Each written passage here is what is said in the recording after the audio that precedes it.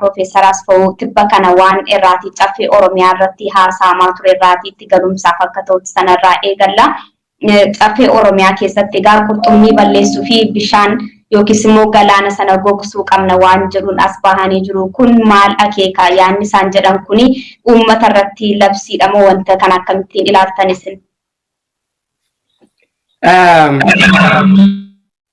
Qabsoo Oromoo dadhabsuuf darbees immoo balleessuuf ajjeesuuf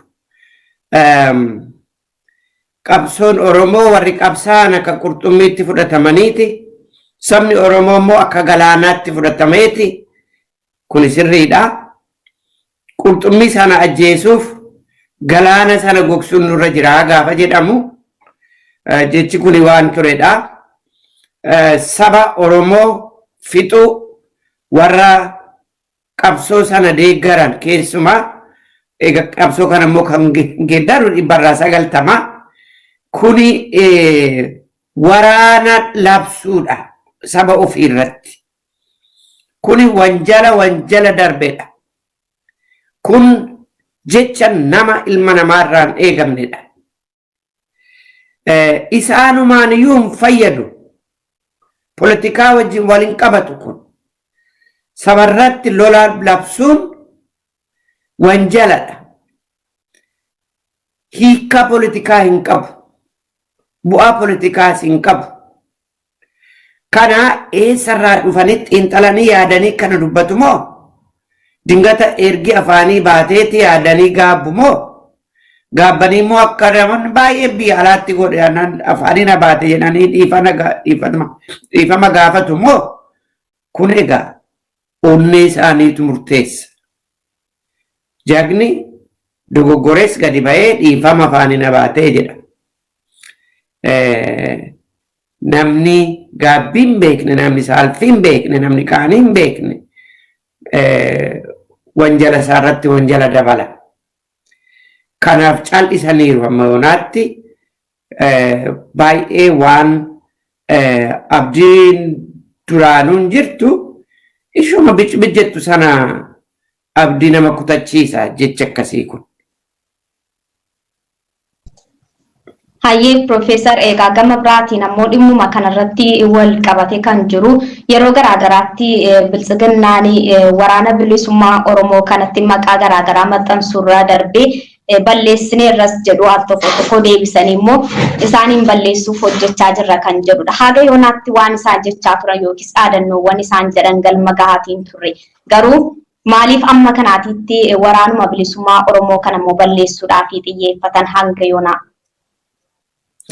Kun ifaadha. Otoo waraanni bilisummaa Oromoo jiru biltsiginnaas ta'u duraanis wayyaaneen gara fuulduraattis biltsiginnaan yoo humnaan moote otoo mo'iin moote aangoo fudhatte otuu humni kun lafa jiru aangoo isaanii diriirfachuu hin danda'an. Kutuutatanii taa'uu hin danda'an. Aara galfatanii humna isaanii safarratti diriirfachuu hin danda'an. Kuni qoraattiitti taateetti. Amma immoo qoraattummaarra darbee waboon Oromiyaa keessatti dagaagaa jira. Isaan warra achi jiran warra duutuu qaban warra ganama galgala uduu kana tiksaa oolan dhiisiitiin utuu ala teenyee waan deemaa jiru hin argina. Qabsoon Oromoo karaa humnaa diriiree biyya sana keessa guutaa jira. Oromiyaa keessa guutaa jira. Biyyi sun keessaan baay'ee horfamtee qaawwa baay'eetu dhalataa jira. Kanarratti Oromiyaan handhuura biyya sanaati. Itti naanna'ee Finfinneen itti naanna'ee kan jiru Oromiyaadha. Finfinneen mataan ishee Oromiyaadha. Akkamitti kana biyya sana bushana jedhanii yaadure otoo Oromiyaan to'atiin mootummaan abbaa fedhee biyya sana keessa dhufu biyya sana keessatti nagaa buusuu yoo barbaadan mootummaa Oromiyaa wajjin walii galuu qabu. Kana jechaan mootummaa biyyi filatte sabni filatte mootummaan Oromoon dhaabe wajjiniin walii galuu qabu. Oromoon waan barbaade argachuudhaaf humna guddaa qaba, humna gahaa qaba. Oromoo miliyoona 40 olii dhiisiiti kun sabni xiqqoon lakkoofsaan jechaa kooti warri Tigreeyyuu biyya sana chochoosaa jiru. Kanaafi waan isaan wabootti duulaniif humna isaanii sana, fedhii isaanii sana, aangoo jaalala aangoo isaanii sana kan jalaa booressaa jiru, kan abdii isaanii jalaa kutachiisaa kutaa jiru. Humni guddaan kan jiru abdiidhaanuufis abdiin Oromoo bilisummaa Oromoo guddaan fagootti kan ilaallu amma dhiyaataa kan dhufe waraana bilisummaa Oromooti. Kanaafidha jibbi isaanii keessumaa waboorratti yoo qaban akkaataa isaan torchee godhan akkaataa isaan itti aarii bahan aarii aangoof deeman sana hanqachuu isaaniitiif hanqisuu isaaniitiif aarii guddaa keessatti of keessatti aarii duwwaa miti jibba kuufataniiti itti deemu kan hin argita. Kun immoo akka fedhe godhan akka fedhe yaalan akka fedhe hammina agarsiisan qabsoon waboon gootu boodatti hin deebitu. Kun seenaadhuma keessa seenaa dhugaaf deemudha. Dhugaan Oromoo hin bulti xiqqoo gufuun inuma jiraatti bu'ii baay'een inuma jiraatti malee boodatti hin deebitu. Kan ammoo arguu dadhaban egaa argitee namichuma isa warruma akkasa sila galaana sana gogsuu qabnaa jedhuuti sammuu akkasiitiin yaadu. Sammuu akkasiitiin otoo yaadanii isa bordhuuf arguu hin danda'an. Inni bordhuuf immoo sabni Oromoo hin ka'a humni isaa bilisummaa isaa fida. Isaantu jaallatee laatamitti. Akkasittiin fudhadhaa abaarsa isaan jibba isaan waboorraa qaban aangoo isaaniitidha hin tolu. Korraapshinii isaaniitidha hin tolu. Saammitii isaan gaggeessaa jiraniifidha hin tolu. Wanjala darbe dhoksachuu sanaaf hin tolu. Wanjalatti dhiyaatu namoonni baay'een wanjala hojjechaa turan gaafa bilisummaan Oromoo lafa qabate wanjala isaan hojjetan itti deebinitti gaafachuuf deemna. Sana immoo ofirraa tiksaadha jiru amma wanjala sana irratti illee akka itti deemnu hin barbaadani. Kana kanatu waboottiin isaan jibbisiisa. Waboo akka diinaatti fudhatu otoo biyyi gubatu otoo biyyi jeeqamuutti deemu otoo biyyi faca'uutti deemu sun daangaa isaanii otoo hin ta'in sun dhimma isaanii otoo hin ta'in dhimmi isaanii inni guddaa maalidha? Of tiksu, of eeguu, aangoo isaanii jabeessuu, hatu kanadha. Kanarrattidha inni isaan deemaniif inni waboon deemtuu fi bitaaf mirga ta'eeti middaaf cidii ta'e waliin deema waan hin araaramnedha. Hayyee guddaa galatoomaa gama biraatiin ammoo yeroo ammaa kana miidiyaan gurra kennite yookiis immoo dhageetti guddaa kan argatanii jiranii waan Tigraay keessatti adeemaa jirudha. Garuu immoo faallaa sanaa yakkii waraanaa Oromiyaa keessatti raawwataa jiru daran kan Tigraayin kan caaludha dachaadhaani. Maaliifitu uummanni Oromoo haga kanaatti dhageettii dhabeessa jedhurraa waan jettan qabdu? Argitee waggaa 27 wayyaaniin gaafa biyya sana bittu dippiloomaasii keessumaa karaa biyya alaa kanaa biyya keessaas diriirfatanii nama baay'ee hojii wal baraniiru. Foreign ministeeriin isaanii ganna 20 moo akkas foreign ministeerii ta'ee hojjechaa ture. Waggaa dheeraa namni ammasaa waggaa dheeraa foreign ministeerii ta'e waan jiru natti fakkaatu. Yoo jiraates baay'ee xiqqoo foreign ministeerii taatee biyya gaafa deemtu nama isaanii shoommatanii kun World Health Organization keessa isa jira. Yoo bilbilu namni akkasii bilbilee ministeera tokkotti bilbilee nu gargaari yoo jedhu dhageettii qaba. Dippiloomaasii alaa waggaa 27 nurraa saamanii ittiin diriirfatan sun isaan gargaara har'a bu'aa qaba. Kan fuula isaaniitti kan dhagahamaa ture kan argamaa ture. Akka fuula Itoophiyaa ta'e.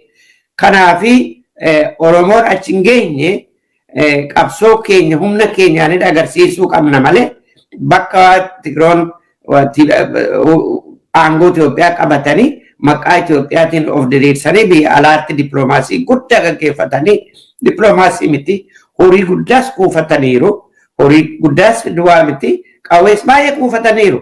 Amma inni moone jedhu malee jala keessaan qawween tullu keessa nam'ee dhokataa jiru.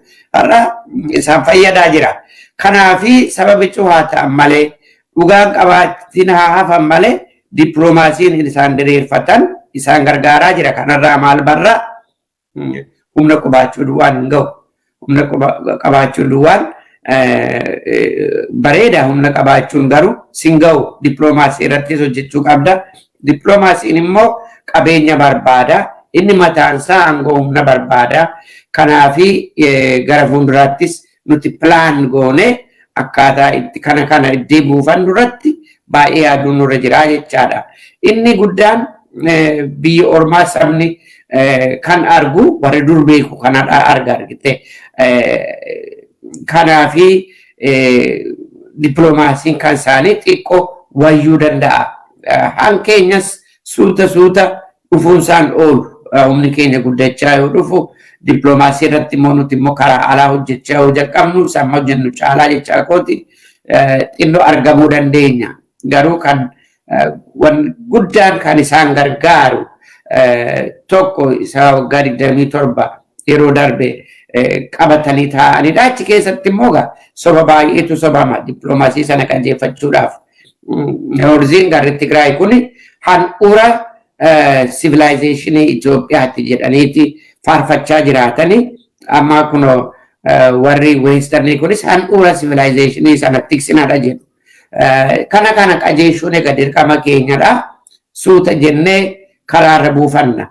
Garuu inni guddaan irratti hojjetaniiru waggaa 27 qabeenya miliyoonota kuufatan sanaan jechaa kooti. Sun irraa bu'aadha kennaafii jira. Hayyee guddaa galatoomaa egaa uummata irraas gama Oromootiinis waan eegamu gamanumaan isinillee tuttuqxaniittu gama biraatiin egaa yeroo ammaa kana addunyaan yakka waraanaatiin ni Biltsiginnaa fi Eertiraa kan naannoo Tigraay keessatti adeemaa jiru himata irratti kan isaan banaa jiran yeroo ammaa isa kana irratti egaa qabsoo bilisummaa uummata Oromootii fi waan fayyadu qaba.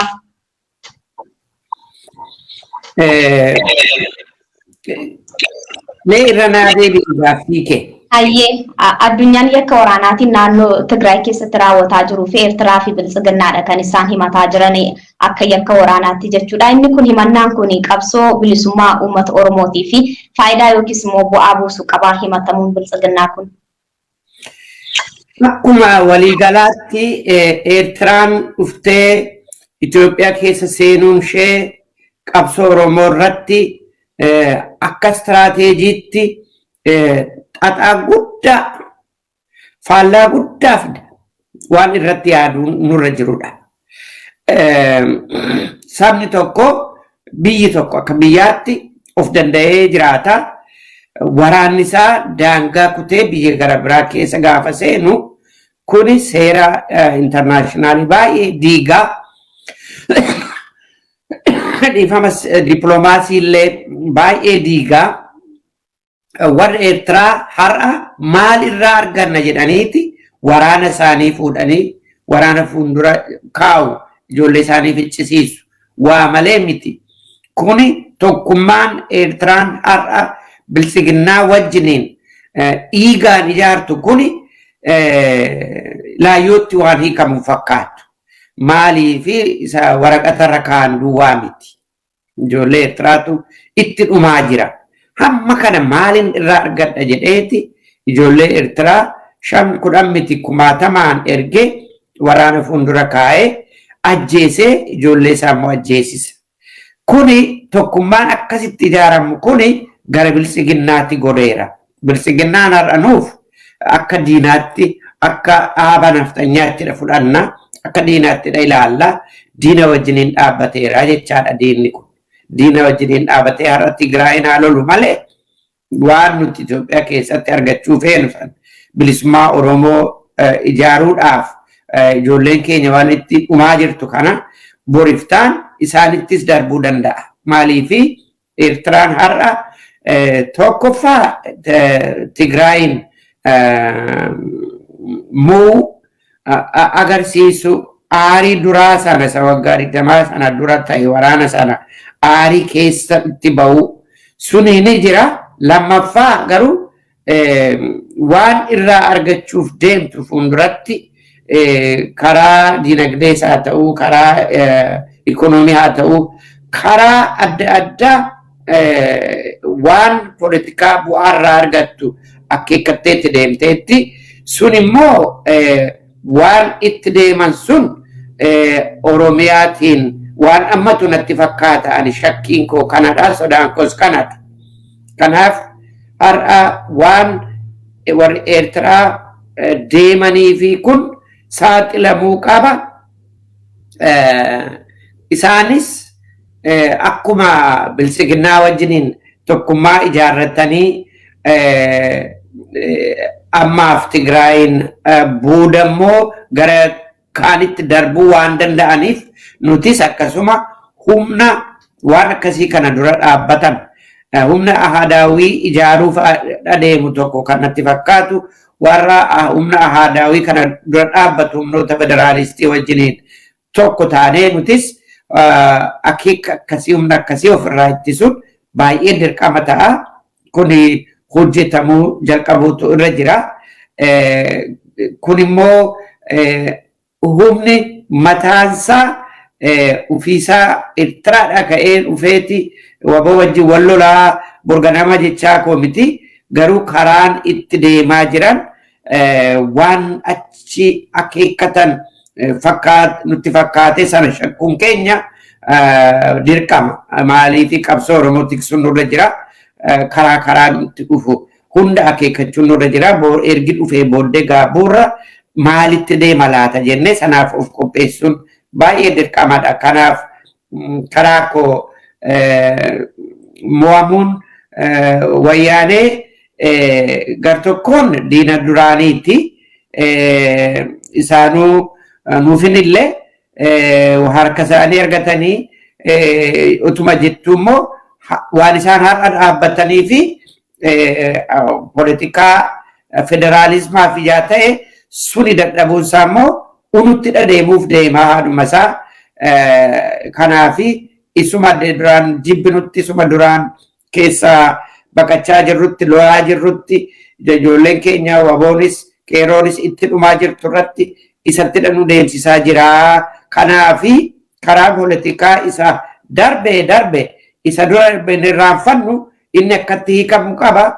Isa fuulduraa ijoollee keenya isa warra fuulduraa amma jiran isaaniin eeguudhaaf lubbuu isaanii tiksuudhaaf bilisummaatti siquudhaaf immoo karaa politikaa waan warri federaalisti kaampii warra TPLF ammatee jechaa kooti waan isaanitti jiran akka gaariitti hubanne humna caalaa nutti dhufe kana karaa Eertiraa fi bilisummaa walitti qabamanii wal ijaaranii nutti dhufe kana immoo akkaataa ofirraa qolan immoo yaaduun nurra jira. Kompleksiidha politikaan kun emoshiniidhaan deemti miti. Namni akka games jedhama akka qumaaraa lafa kaa'ee kamtu yoo ta'e kamiifin qophaa'ee taa'uun irra jira. Yoo kun ta'e yoo kan maaliin godhaa yoo kun ta'e yoo maaliin godhaa jedhee waan dhufuu danda'u hunda hubatee irratti qophaa'uun baay'ee barbaachisaadha. Amma argitee warri bilisiginnaa kan dhaqanii wayyaanee irratti waraana bananii haala amma jiran dadhabaa keessatti Sudaaniin dhuftee lafarraa fudhattee Eertiraan amma biyya Itoophiyaa keessa jirti. Amaarutti ka'uu danda'a lafa keenyarraa ba'aa jedhee dadhabbii kana keessa hunda rakkoo kana keessa kan hunda kan seenanii fi maaltu dhufa laata waan goonurraa ka'ee maaltu dhufa jedhanii sa'aatii tokko fudhatanii yaadne irratti. Maaliif dikteetariin mariin beeku ufuma isaatii waan ganama halkan yaadaa bule ka'eeti ganama murteessee namatti dabarsa. Otoo irratti taa'anii maaltu deemaa jira maa garamitti nu geessa yoo goone maaltu dhufa jedhanii haala gaariitiin irratti mari'ataniiru ta'ee rakkoo amma keessa seenan kana hin seenani jechaadha. Hankeenyas akkasuma ta'uu qaba. Wal mari'achuu qabna. Mari'annee haala amma jiru haala duraan jiru walitti fidnee xiinxallee laallee akka qabsoon Oromoo hin danqamne gochuun dirqamaadha. Karaa danda'ame hunda jechaa kooti. Akka waan hin taane dubbatanii waan hin taane hojjetanii argitee inni sila kaafte suni galaana sana gogsuu inni jedhe otoo yaadiin dubbatama. Hojiinis akkasuma otoo yaadiin hojjetu. Warri otoo yaadiin waan akkasii dubbatee keessaallee hin deebine kun otoo yaadiin hojjechuudhaaf illee boodatti hin deebi'an. Otuutti yaadii waan hojjettu immoo sagantaa sabaa irratti sagantaa biyyaa irratti kumaatamaaniif fixa nama kumaatamaa fixa. Biyya hiyyuma keessa kaa'a. Kanaafidha rakkoo guddaa kan ta'u mootummaan dandeettii hin qabne, dhageettii hin qabne, gurra hin qabne, dhaga'uu hin feene yoo mootummaa biyyaa ta'ee taa'u kanaafidha balaa irratti balaa dabalaa dhufa. Amma biyya sana keessa kan jiru balaa irrattidha balaan dabalamee dhufe. Amma balaa irrattidha balaa fida. Akkam godhee amma Eertiraan biyya sana keessaa baasa. Afeertee fiddee afeerraadhaan sii gadi siin baane. Saba isaaniitti itti dhume. Maal bu'aa maalirraa arganna jedhanii itti lixanii bu'aa sanadha barbaadu. Mee kunoo har'a warri Ameerikaa yoo Awurooppaan yoo Eertiraan haa baatu jedhaa jiru. Humnoonni gurguddaan maaliif gadhiistee hin baane? Sammachaa jiru. Waan dhufaniif keessa isaanii beeka lafa kaataniiru sana jirra hojjechuudha barbaadu. Durumaanidha afaan Amaaraatiin baree horii saaruun ayyeennaa gadaluun saattaayii jedhu. Argitee inni yeroo sana kan arge TPLF'n dhaqee doorsisee qabachuudha. Amma immoo humni rakkoo TPLF caalaa itti dhufaadha jira. Ani akkan argutti akkamitti argite akkamitti beektanaan hin jedhin malee hariiroo dhumti Eertiraa fi Abiy gidduu jiru ji'a waggaa tokko keessatti boora'umsaa waan argamudha. Maaliif isaan sunis hin ba'anii biis hin gadhiisu warri Habashaan isa kanas hin gadhiistu isaanuu warri har'a shururuu waliin jedhu kun boru wal loluun oolan. Kanaafi bu'aan isaan hin argatan otoo hin xiinxalamin otoo yaadamiin akkuma otoo yaadamiin dubbatamu sanadha. Otoo yaadamiin godhameetti rakkoo akkasii keessa biyya deemsisee kunoo har'a Itoophiyaan qarqararra jirti diigamuudhaaf. Karaa hunda lola jira, karaa hunda jibba jira. Nagaan hin jiru. Filannoo jedhanii filannootti dhugaatti deemaa kan jirre waanuma dirree jiru argamuudhaaf. Xinnollee dhoksuu hin dandeenye argite wallaalummaan isaanii akka Mallas fa'aa xiqqoo dhoksuu illee hin dandeenye. Har'a otoo filannoon hin godhanii hatuu jalqaban. Nama godhanii warra filannoof deemu hidhuu jalqaban. Mallas ergaatti filamtee siidhe. Isaan kun otoo ati hin filamiin siidhe. Xiinxala yaadanii godhan ergite calma jedhanii waan godhaniif yaadaa bulanii ganama ka'anii waan godhaniif waan dandeettiin hin jirreef waan haasa'anii mari'atanii hin gooneef dikteetarummaan nama tokko dhaga'uun waan dagaageef rakkoo akkasitti deema biisuun jechaa kootii dhiifamaa sitti dheeresse. Hayyee Profeesar yaada bal'aadha kan isin kaastanii asirratti egaa gamuma filannootaan isin deebisaanillee kanatti aanee isin gaafachuuf kanan turedha. Filannoo kanarratti immoo biyya nagaa fi tasgabbiin keessa hin jirre akkasumas nagaan waaraa bakka hin jirre keessattidha kan isaan yeroo ammaa kana filannoo gaggeessina jechuudhaan tibba kana duula filadhaa haga taasisutti kan isaan gahaa jiran. Dhugumatti immoo paartilee Oromoon qaban kanneen akka Adda Bilisummaa Oromootii fi KFO dhiibanii filannoo keessaa baasanii sanaa booda imala isaan adeemaa jiran kun galmanii gaa isin akkamittiin ilaaltu dhimma filannoo kana?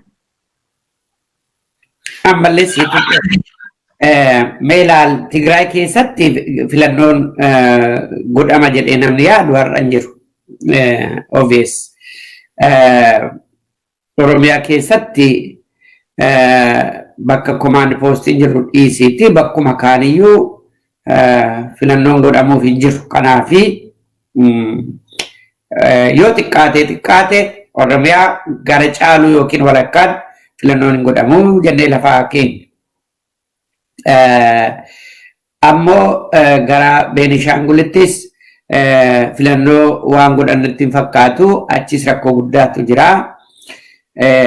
Kanaaf gara kibbaattis naannoo tokko tokkotti rakkoo baay'eetu jira. Inni itti deemnu immoo waaqatu beeka. Amma ji'a lama si'a sadii keessatti torba lama torba sadii hin beeknu waan itti deemaa jiru biisu. Tigraay Iroonsiin jedhu warra amma gara seetti tumaraa gara weestii kanasitti dabalee filannoon waan deemu irratti hin fakkaatu. Waan qophaa'as hin jiran. Kanaafi biyyi suni akka biyyaatti walakkaan filannoo gaggeessaa walakkoon immoo filannoon gaggeessu. Maal kun egaa achumatti kun maal sitti hima? Biyyi tokko nagaadhaan kibba amma kaabaatti lixa amma bahaatti qabbanaa'ee tasgabbaa'ee nagaan bu'ee wal dorgomee paartileen seeraa wal dorgomanii filannoon gaafa ta'u akka karaarra ta'e biyyi sun ni barta. Amma akka amma ta'utti yoo deeman biyyi walakkaan hin filata walakkaan hin filatu. Warrumti filatan sun immoo paartileen isaan barbaadan akka qooda fudhatan hin godhamu. Fakkeenyaaf akkuma tuqxe ABO'n akkaataa inni itti qooda fudhatu anaaf natti mul'ataa hin jiru. Biyya sana keessatti hoogganoonni hedduun garri caalan kumaatamaan mana hidhaa jiru. Waajjirri illee hundi cufameera jechuu dandeenya kan mana isaaniitii baasanii hidhanii biiroo cufaniiru. Kana egaa ABO'n kan humna guddaa ta'ee dhiifama. Humna guddaa ta'ee biyya sana keessatti dorgomuu danda'u tokko hin jiru jechaadha. Achitti aangoo fudhachuuf dorgomaan jiru. KFO'nis akkasuma. Egaa humnoonni guddaan Oromoo KFO fi ABO'n qooda fudhachuuf hin deemanii jechaadha. Isan walakkaan filannoof hin deemuu jedhe sanarratti ABO fi KFO'n immoo harma isaa keessaa ittisamaniiru akka isaan qooda fudhan. Naannee kun maal sitti agarsiisa? Biyya sana keessatti mootummaan kun filannoo godhuuf hin deemu. Justifikeeshiniidha barbaada. Ani filameera. Amma filamiin achi jirtaa seera malee achi jirtaadha jechaa jira. Shaam elekshinii kanaan immoo kunooti ani filameera sabni na fileera jechuudha deema. Itti legitimize of gochuudhaaf seera ofitti uffisuudhaaf kanaafidha deema. Kun maqaadhaaf haa godhu malee sabni immoo beeka. International communitynis beeka akka elekshiniin kun shaam ta'e soba ta'e ni beeka. Sabni keenya amma kanaafidha qophaa'uu qaba. Gowwoomsamuun akkasii har'a qabsoo Oromoof waan akeeku miti waan gitu miti. Akkasitti gowwoomsanii humna fudhachuun waan gitu miti. Kanaaf Oromoon karaa isaa amma danda'etti akka kootti filannoo dhumti kuni hamma seeraan deemee dhaabbilee Oromoo politikaal paartota Oromoo xiqqaate warra amma maqaa dhoofne lamaan kan ammatee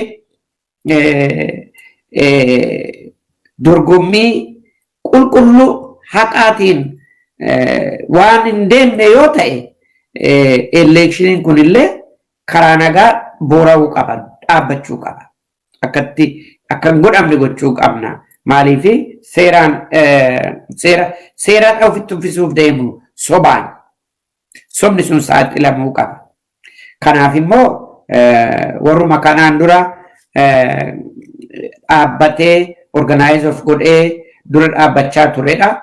irraa eegna nutis karaa keenya karaa dandeenye hunda saaxiluu qabna kana jechaa kooti kanaafi gabaabaatti elekshiniin amma filannoon deemu kun elekshinii sobaati sobaniittiin seera ofitti kaabbaa seeraa ofitti uffisanii borganama gadi ba'anii elekshinii booddee kuloo sabni nu jaallatte nufillee jedhanii kan ittiin saba caalaa gidirsanidha dhaabbachaa jiru sana immoo har'a nuti saaxilee dura dhaabbachuu qabna akka inni milkoofne jechaa kooti.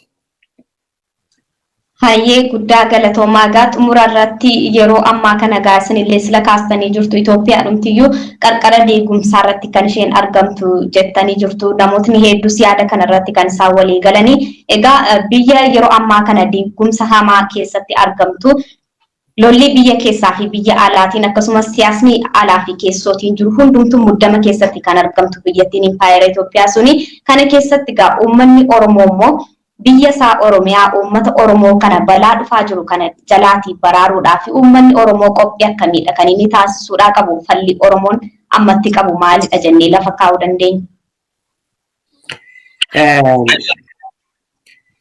Sabni keenya karaa hunda loluu qaba.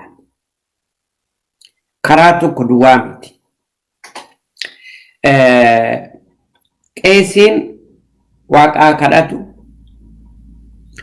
barsiisaan waa'ee bilisummaa haa barsiisu qeerroon yoo danda'e karaa haa cufu abbootii fi haadholeen keenya gabaa lagatan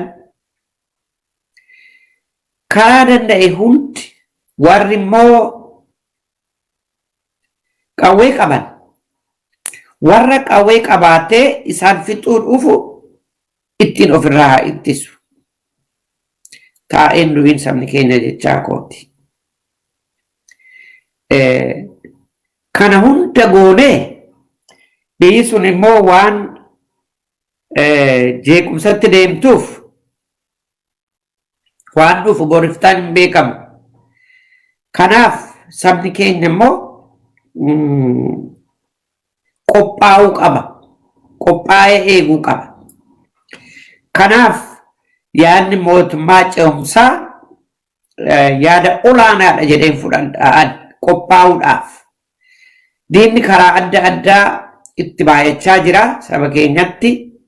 Nuti immoo centralized kan ta'e humna tokko kan ittiin dhaabbannu ammaa jalqabnee jala jalaan ijaarrachuun dirqama. Maaliifi fuula fuulaan hundi haloolu jedhee fuula fuulaan hundi faca'ee oolole immoo coordinated waan hin taane centralized waan hin taane immoo diigama booda. Kanaaf centralized gochuu humna sana immoo utuma fuula fuulaan lollu utuma fuula fuulaan qabsoofnu kana jechaan waboonis ani waboo akka ittisa biyyaatti fudhadha akka ammina sabarraa ittisutti fudhadha aggressiivii miti aggressioniidhaaf deema miti. Saba keenya warra qawwee qabaatee dhufee fixuuf ka'ee dhaabbatee ofirraa ittisa. Kanaaf waboon baay'ee gargaaramuu qaba. Akka humna aggressioniitti miti. Akka humna difeensiiviitti. Kanaaf kuni hundi immoo yaada centralized ta'e tokkotti dhaabboleen poolitikaa sabni poolitikaa skoolaaroonni civic organizationiin hundi waliin dhufanii yaada mootummaa ce'umsaa tokko jalatti yoo diriiranii biyya keessatti waan akkasii jalaan diriiree qophaa'e lolli keenyas akka kanaan duraa boodatti hin deebitu. Maaliifi kanaan